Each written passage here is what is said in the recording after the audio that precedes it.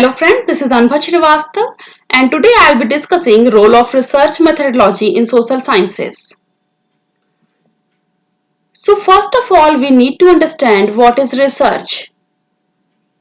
Research is the art of scientific investigation.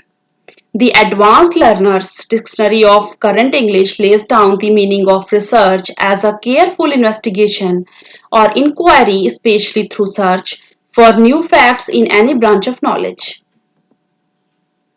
Now, objectives of research: to gain familiarity with a phenomena or to achieve new insights into it, to portray accurately the characteristics of a particular individual, situation, or a group, to determine the frequency with which something occurs or with which it is associated with something else, to test a hypothesis of a causal relationship between variables.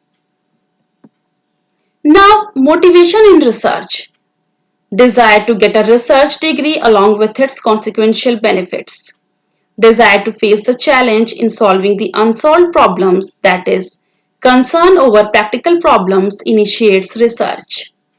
Desire to get intellectual joy of doing some creative work.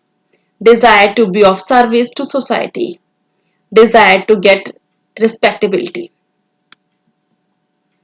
Now, what is the research process? So, first of all, you will have to formulate the research problem. After formulating the research problem, you will have to do extensive literature survey. And after this, you will have to develop the working hypothesis. After developing the working hypothesis, you will have to prepare the research design.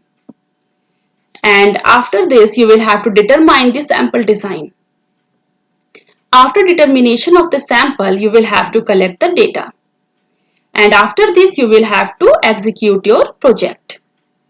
And after execution of the project, you will have to analyze your data. Now, hypothesis testing and generalizations and interpretation. And last procedure is preparation of the report or the thesis. Now, what are the criteria of a good research?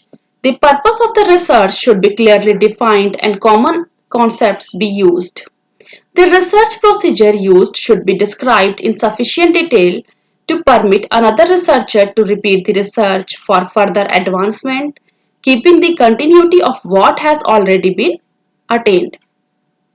The procedural design of the research should be carefully planned to yield results that are as objective as possible. The researchers should report the complete frankness, flaws in procedural design, and estimate their effects upon the findings.